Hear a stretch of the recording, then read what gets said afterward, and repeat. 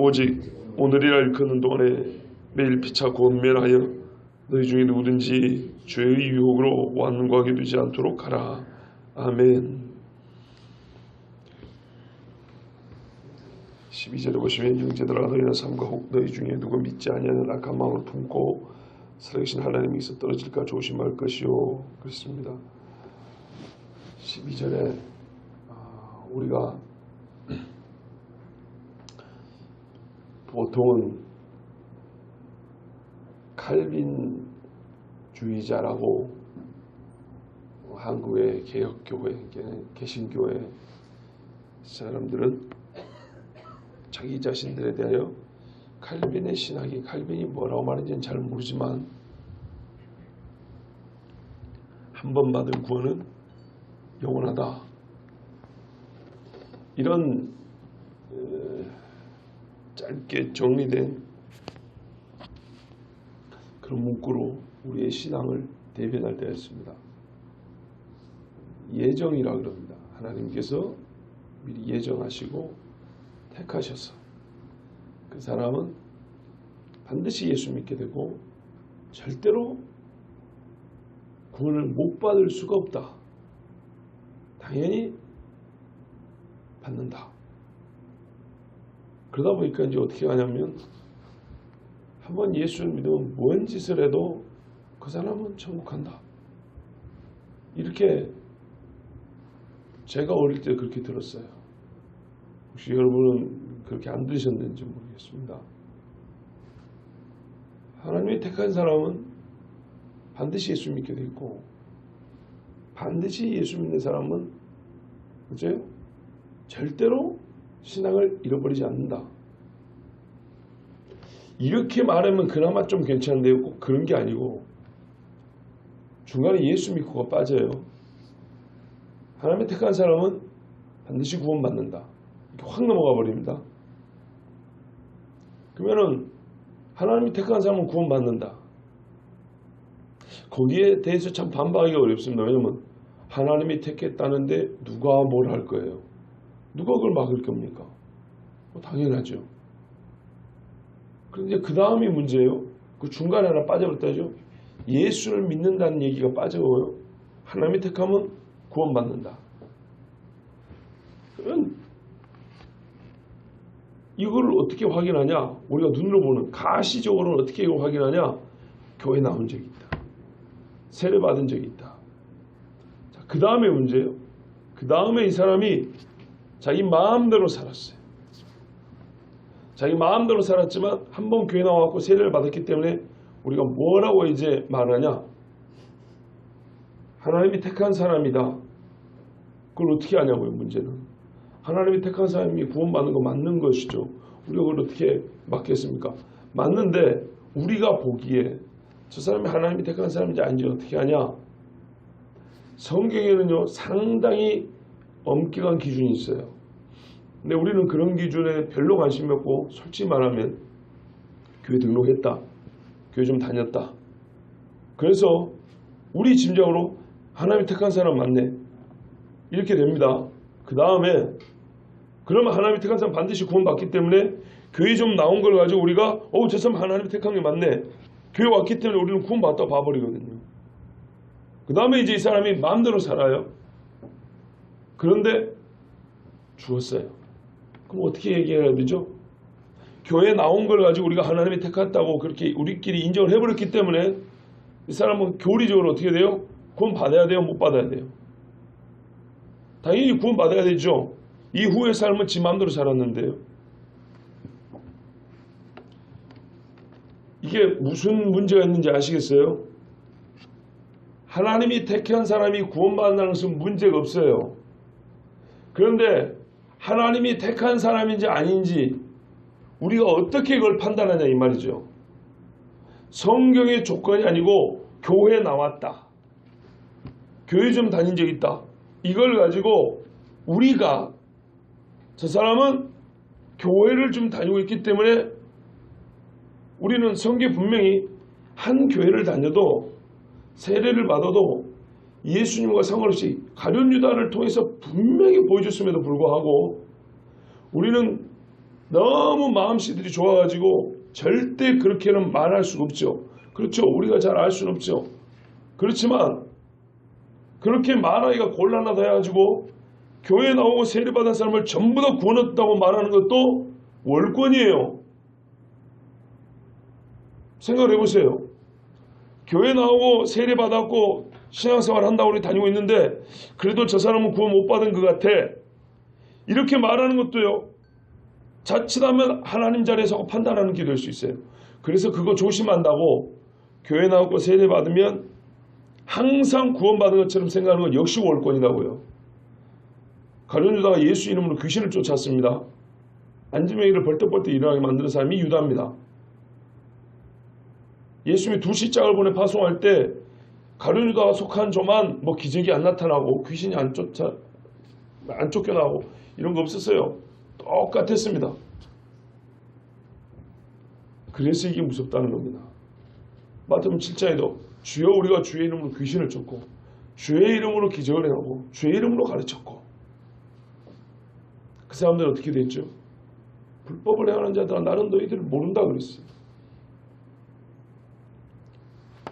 그렇기 때문에 우리가 교회를 다 나오지만 교회 나온 사람이 다 구원받았다고 생각하는 건 역시도 예수님의 판단과 완전히 다른 내가 심판자가 돼가지고 스스로 나는 예수보다 더 선한 재판장이다 하고 이 재판자 행세하는 거예요.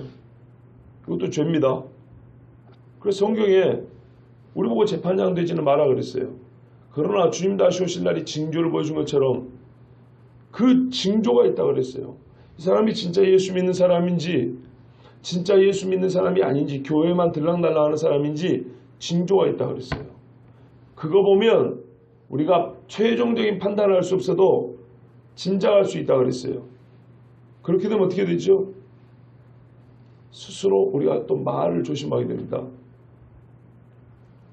한 집안 식구끼리도 속을 잘 털어놓는 사람이 있고 이렇게 털어놓기에 거리낌이 없는 사람이 있고 속마음을 털어놓기에 조금 좀 어려운 사람이 있죠.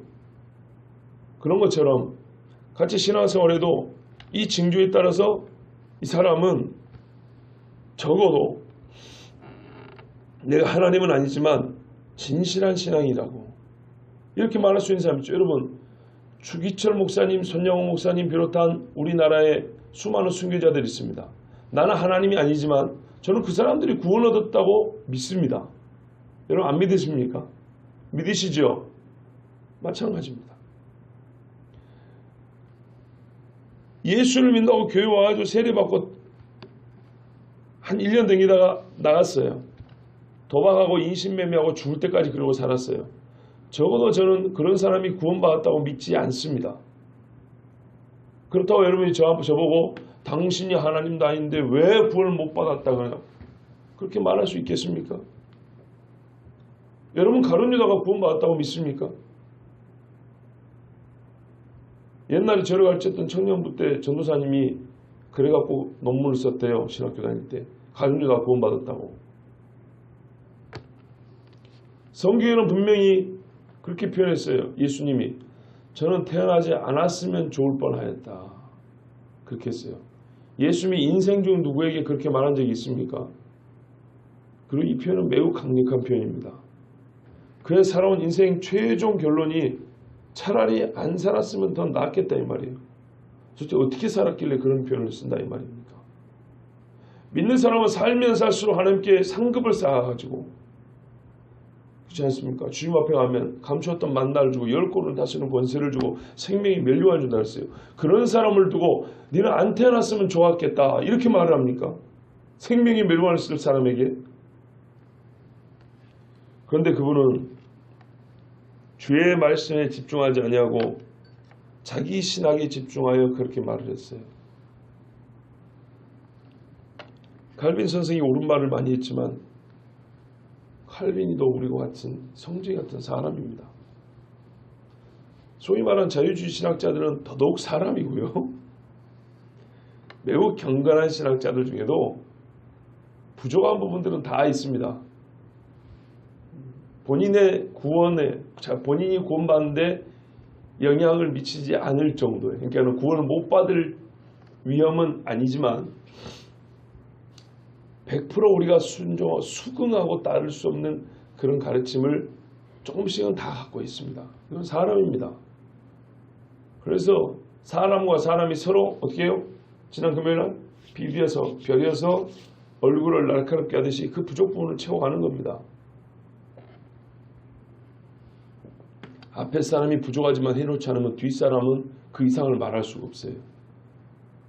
세상에 어떤 사람도 우리는 거인들의 어깨 위에 서 있을 뿐이라 그랬어요. 앞선 수많은 위인들이 해놓은 것 위에 우리는 조금 그 어깨 위에 올라탄 것이지 여기서 여기까지는 내가 해놓은 게 아니에요. 이 높이를. 그렇기 때문에 종교개혁자를 비롯해서 많은 훌륭한 신학자와 목회자들에 대해서 우리는 참 감사해야 됩니다. 그렇지만 우리가 그들에게도 오류가 있고 부족함이 있다는 것을 알고 그들의 신앙을 성경으로 체계화해 놓은 소위 신학에 100% 신뢰를 한다거나 나는 무슨 주의자이기 때문에 하고 애시당초 자기를 그 우물에다 집어넣어가지고 그 우물 밖으로 나갈 생각을 안 하는 것도 잘못입니다. 나는 칼빈주의자니까 무조건 루터가 말하는 건 반대, 무조건 누가 한 건 반대. 성경을 찾아보지 아니하고 칼빈의 주장이니까 나는 무조건 아멘.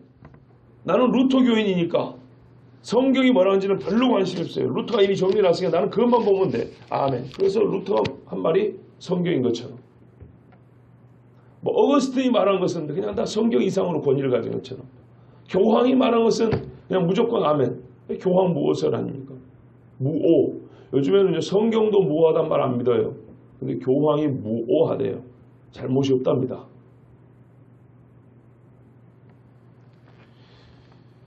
그래서 주를 드는 겁니다. 왜냐하면 12절부터 연결된 13절, 내일 14절까지는 한국 교회에서 대부분의 성도들이 들어왔고 막연하게 생각한 하나님이 선택한 자는 구원받는다.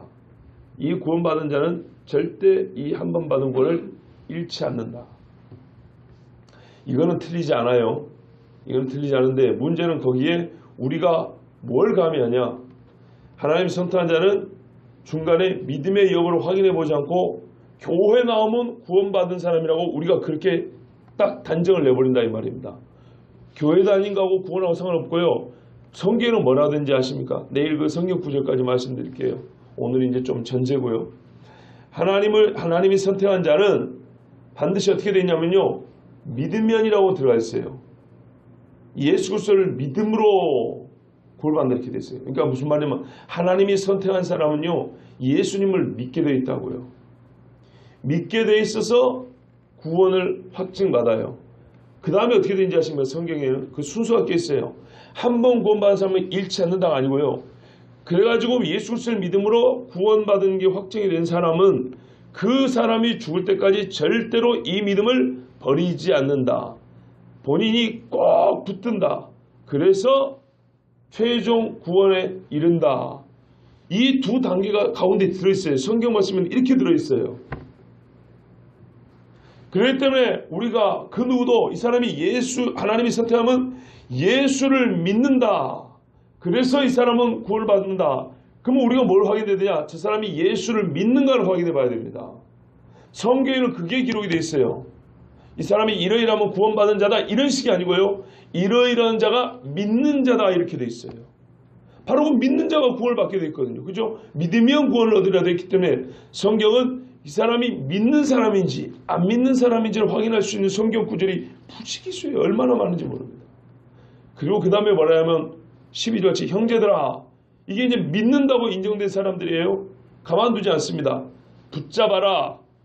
골로새에 흔들리지 말라. 끝까지 너희가 참고 견디고 인내하면 구원을 얻으리라. 너희 영혼의 속량함을 받으리라. 이 두 가지가 들어있어요. 믿으면이라는 조건하고 끝까지 견디면 붙잡으면이라는 조건이 두 개 있어요. 이 조건이 들어있다는 것은 뭐냐? 인간의 자유의지에 의한 자기 선택, 자기 결단 이것을 하나님이 무시하지 않는다 이 말입니다. 이걸 좀 확대하면 성경 전체는 무엇을 말하냐? 하나님의 절대 주권과 인간의 자기 자유의지를 통한 자기 결단을 같이 존중한다 이런 말입니다. 한 번도 이 두 가지를 별개로 논 적이 없어요. 하나님이 완전한 주권을 가지고 최종 결론을 내놓으셔도 세속의 운명주의자처럼 가만히 있으면 자동적으로 되지 않아요. 반드시 하나님은 그 일을 하기 위하여 인간 스스로 그 일에 사용이 될 혹은 그 일의 주인공 역할을 할 인간들이 하나님의 뜻을 알고 자기 결단에 의해서 하나님의 뜻에 자기 뜻을 부합시키는 그 과정을 생략하지 않아요. 반드시 그 일을 확보한 다음에 그 일이 있게 한 다음에 하나님의 뜻을 이루신다고요. 단적인 예가 뭡니까? 제가 몇 번 말씀드린 골리앗을 물었던 사건입니다. 하나님은 골리앗을 죽이려고 작정을 했어요. 그런데요, 하나님의 그 뜻을 알고 내가 죽이겠다고 나서는 인간이 없었어요. 하나님이 벼락으로 죽이려고 생각한 게 아니고 사람을 통해서 죽이려고 했어요. 그래서 이 많은 믿음이 약한 사람들에게 증거를 삼으려고 그랬어요. 믿음이 있는 자를 통해서 하나님이 저 골리앗을 어떻게 죽이시는지, 하나님이 어떤 사람을 찾고 계시는지, 이스라엘은 하나님 앞에 어떤 존재가 되어야 되는지를 하나님은 그 사람을 통해서 교훈하고 싶었어요. 그런데 말입니다. 하나님이 작정을 세워놨는데 40일 동안 아무도 안 나타나요. 근데 그 조그만 애 다윗이 나온 겁니다. 그래가지고 다윗이 뭐라 하냐면, 내가 나가서 여호와와 여호와의 군대를 모독하는 저놈을 죽이겠습니다, 이렇게 한 거예요. 신학교 딱 들어가기 전에, 입학 전에 학부 때 신학 공부를 안 한 사람은 신학 입문이라고 3일 동안 입문과정 공부를 하겠어요. 그때 지금도 그 학교 계시는 기독교 교육학 교수가 있는데, 제 기억으로는 박상진 교수라는 분이에요. 근데 그분이 이야기를 하셨어요. 그러면서 뭐라 하냐면 칠판에 나와 있어요. 하나님의 역사는 100% 하나님의 주권과 100% 인간의 순종으로, 헌신으로 이루어진다, 이렇게 해놨어요. 그런데 그 뒤로 이제 신학 공부를 하면서 제 나름의 성경을 보면서 깨닫는 바 있어요. 100% 하나님의 주권과 100% 하나님의 인간의 헌신이다. 이렇게 하나님의 일은 이루어진다 그랬어요. 그러면서 골리앗 이야기를 했단 말이에요. 물론 좀 간단했지만 저는 살을 붙인 겁니다. 말에다가. 생각해보세요, 이거죠. 진짜로. 하나님이 죽이려고 작정하지 않았으면 다윗이 지 아무리 돌을 던진다고 그게 골리앗에 박히겠습니까? 돌을 얼마나 세게 던져야지 이 미간에 박혔다 그랬어요. 박혀. 돌이. 어느 정도 세게 던져야 됩니까? 제가 초원에 살면서 돌 잘못 던져가지고 다치고 이빨 부러지는 경우는 봤어도 사람의 뼈에 박힐 정도로 그렇게 돌을 세게 던지는 거는 우리가 어릴 때 자라면서 한 번도 못 봤어요. 불가능합니다. 투구를 쓰고 딱 이만큼 나와 있는데 그걸 여기 딱 때렸다. 야, 이거는 뭐 최고의 제구력을 가진 야구 선수 선동열이도 못하는 겁니다. 그런데 그게 됐다 이 말이에요. 뼈에 박히는 돌이었어요. 하나님이 죽이려고 작정하신 게 너무나 분명해요. 그런데 다윗이 돌을 안 던졌으면요. 하나님이 능력이 없다는 게 아니에요. 다윗이 돌을 안 졌으면 하나님이 능력이 없어서가 아니고 골리앗은 안 죽습니다. 그런데 이제 하나님의 말씀을 우리 특별히 히브리서를 보면서 그분의 말씀이 더욱 맞다는 확증을 얻습니다. 예수 그리스도 100% 하나님이시고 100% 사람입니다. 그죠? 100% 하나님의 주권과 100% 사람의 헌신으로 하나님의 역사는 일어난다 그랬어요. 예수님을 봐보세요. 예수님 그 한 분 안에 100% 하나님의 주권과 100% 사람의 헌신이 있지 않습니까? 그래서 최고의 하나님이 하실 일, 죄인을 의롭게 하시는 구원하는 역사가 예수를 통해서 일어나고 온 세상을 진짜 새하늘과 새 땅으로 바꾸는 그 새하늘과 새 땅의 새 창조를 합니다. 이 일이 100% 하나님이시고 100% 사람인 예수를 통해서 일어납니다. 근데 그분이 예수님과 생각했는지는 모르지만 하여튼 골리앗을 죽인 다윗이 얘기해가지고 그런 말씀하셨어요. 하나님이 홍수로 세상을 쓸어버리시려고 그랬어요. 그런데 분명히 메시아의 조상이 될 한 씨는 남겨놓으시라고 그랬어요.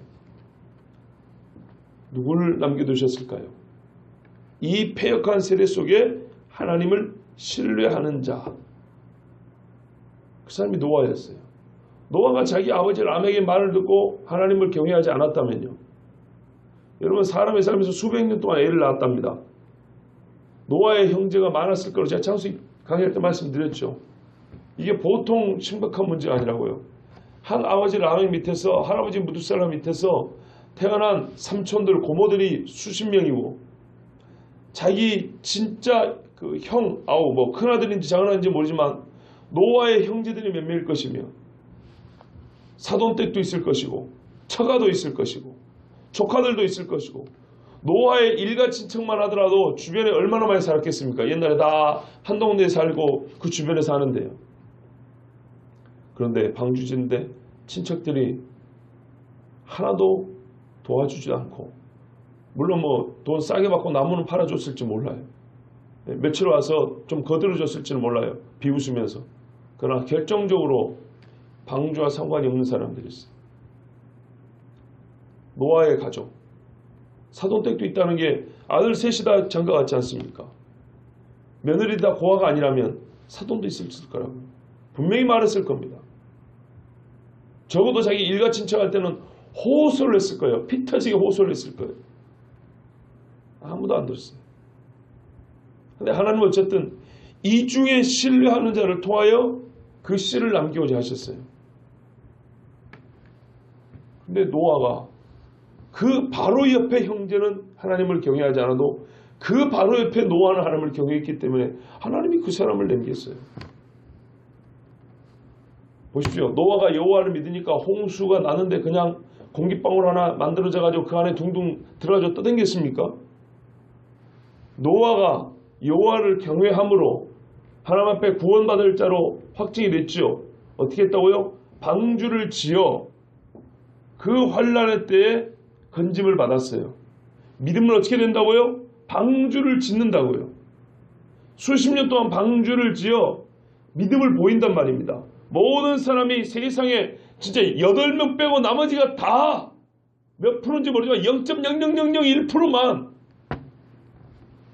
8명만 여호와를 경외하고 하나님의 말씀을 신뢰하고 따랐어요. 방주를 지었어요. 그리고 구원을 받았어요. 하나님이 택한 사람은 어떻게 된다고요? 믿어요. 성경에 그래서 믿는가 안 믿는가를 확증해 볼 수 있는 그런 기준표가 있어요. 점검표가 있어요. 믿음의 표가 확신하면 구원은 우리가 가타부타 말할 소관사항이 아니에요. 구원 받은 거예요. 이 믿음의 표에 미달이면 가룟유다처럼 구원 못 받은 거예요. 구원 받은 사람은 어떻게 사냐? 죽을 때까지 절대 이 믿음을 버리지 않고요. 방주를 지어야 되면 수고하고 애써 조롱을 받으면서 방주를 지어요. 그래서 구원을 받아요. 사도들이 부활한 예수를 만난 후에 한 명도 배도한 사람이 없어요. 한 명도. 죽거나 죽을 때까지 예수 믿는 신앙을 지키고 그러고 다 죽었어요. 이래서 그 사람이 하나님의 택한 사람인 줄 알고 택한 사람은 이렇게 예수 믿는구나 하고 우리가 확인해 보는 겁니다. 그런데 우리는 너무 단순해요. 너무 호의적이에요. 지나치게 호의적이에요. 교리의 입각을 호의적이에요. 하나님의 택한 사람은 구원받는다더라. 그래가지고 어떻게 된다고요? 앞뒤를 잘라버린다고요. 구원받은 사람이 누구냐라는 기준에 대하여 성경에 믿는 자라는데 믿음에 대한 판단이 아니고요. 교회 나온 사람, 세례받은 사람, 교인 등록된 사람, 구원받은 사람 이렇게 해버려요. 솔직히 그런 식으로 우리 실제에서는 그렇게 여겨버린다고요. 우리가 재판장이 되어가지고 그 다음에 교회 한 1, 2년 나오다가 자기 마음대로 살아요.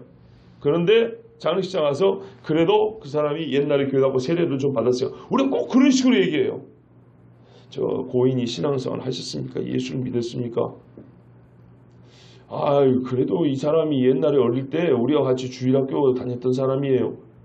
나는 지금 그걸 물어보는 게 아니잖아요. 노아처럼 방주를 지었냐고요. 붙들었냐 이 말입니다.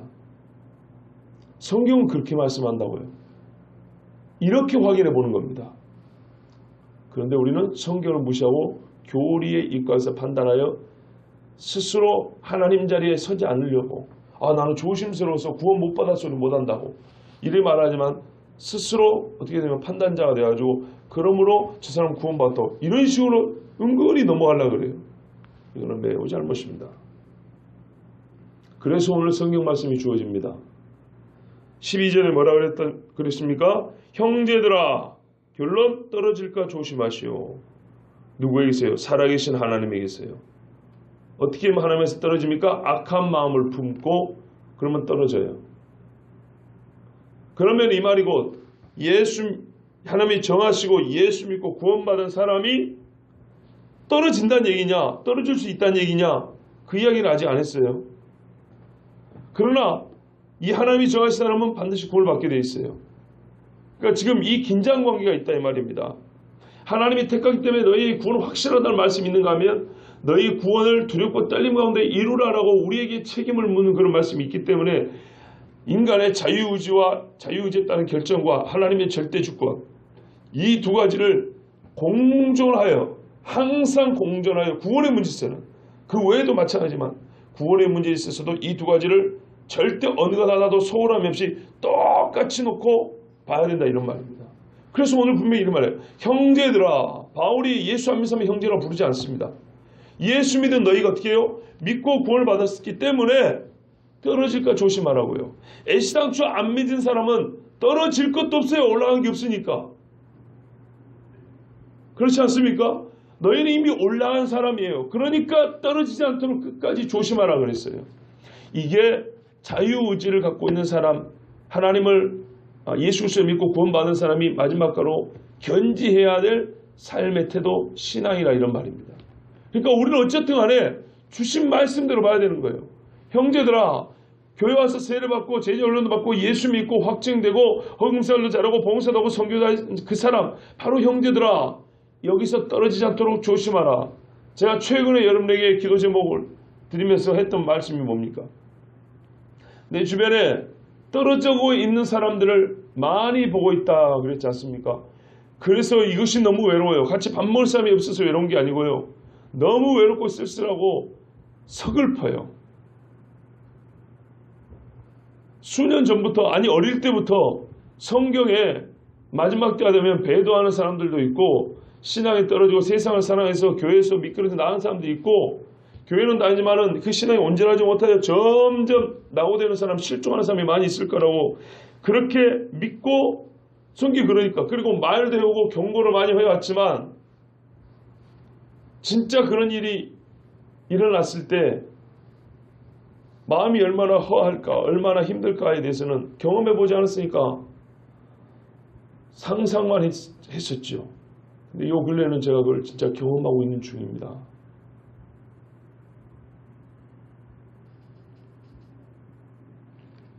입만 열면 하나님 했던 사람 대해서 하나님이 없고요.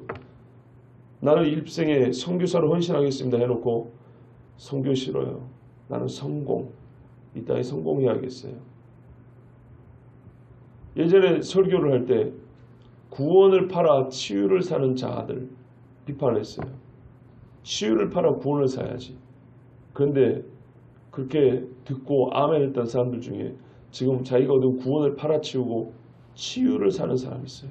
성공을 사는 사람들이 있어요. 연합을 얻고 진리를 잃겠는가 그랬더니 차라리 연합을 하지 못할지 진리를 얻어야 된다 이랬더니 얻어놓은 진리를 갖다주고 우리 연합하자고 손 내밀고 있는 뭐하고 연합한 줄도 모르고 그런 사람들을 그런 이야기를 지금 듣고 있어요. 그러다 보니까 인간적으로 저한테서도 멀어져 가요. 예, 멀어져 가요. 인간적으로야 멀어져 갈 수 있다 치지만 사람들의 마음이 왜 그럴까? 그리고 그 모습을 볼 때 참 마음이 아픕니다. 오늘 하나님의 말씀이 왜 그런지 진짜 저는 시기적으로도 너무 이렇게 잘 맞아떨어져요. 제가 그 현상을 보고 있는데 오늘 말씀이 그래요. 형제들아 떨어질까 조심하라. 오직 오늘이라 일컫는 동안에 어떻게 해야 이걸 떨어지지 않고 지킬 수 있냐? 오늘 항상 주님 앞에서는 그날까지 매일매일 피차 권면하라 그랬어요.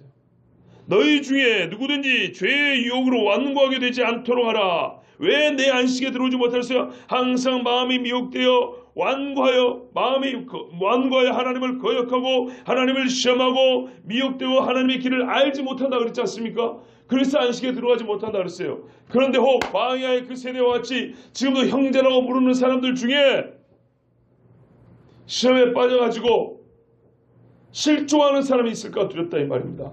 그러면 형제들아 너희가 서로 어찌해야 되냐? 형제들끼리니까 어떻게 해야 되냐? 매일 피차 권면하라. 피차.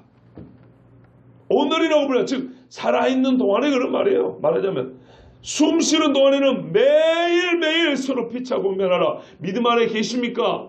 요즘에 신앙생활 잘 하십니까? 기도 시간을 잘 지키고 있습니까? 저번에 보니까는 기도 열심히 하시는 그런 아름다운 신앙이시던데 참 제가 보기에 좋았습니다. 요즘에도 그렇게 신앙생활 잘 하시죠? 아유 부끄럽게도 잘 못합니다. 이제 열심히 하겠습니다. 아 그러십시오. 제가 한번 신방을 갈까요? 찾아볼까요? 아이 괜찮습니다. 자 교회에서 만나 뵙시다. 이런 피차 권면이 있어야 된다 이 말입니다. 왜? 우리는 사람이기 때문입니다. 너희 중에 누구든지 죄의 유혹으로 완고하게 되지 않도록 하라. 무슨 말씀입니까? 매일 피차 권면하지 않으면 형제라 하는 자들이라 할지라도 죄의 유혹이 얼마나 큰지 마음이 완고하게 된다. 그런 말씀입니다. 죄의 유혹이 없을 것이고 누구의 말처럼 한 번 구원받은 사람은 뭔 짓을 해도 구원을 받는다. 이런 식으로 하면 그 사람은 아예 죄의 유혹이 없어야 돼요. 예? 죄의 유혹이 있어도 절대 마음이 완고하게 되는 일은 없어야 돼요. 완고하게 되면 뭐라 그랬습니까? 8절 보세요. 완고하게 되어 광야에서 하나님을 시험하고 거역했다 그랬지 않습니까? 그 결과 뭐예요? 10절에 항상 마음이 미혹되어 내 길을 알지 못하는도다. 그래서 11절에 하나님이 노하여 안식에 못 들어가게 했다면서요.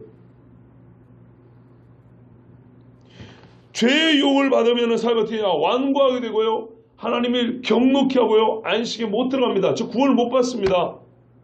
그런데 한번 구원받은 사람은 끝까지 구원받는다? 그럼 이 사람은 어떻게 돼요? 마음이 완고하게 되는 일이 없어야 돼요. 그렇지 않습니까? 마음이 완고하게 되는 일이 없으면 이 사람은 아무리 죄의 유혹이 있어도 유혹에 넘어가지 않아야 돼요. 그런데 13절의 말씀은 넘어간다 이 말입니다.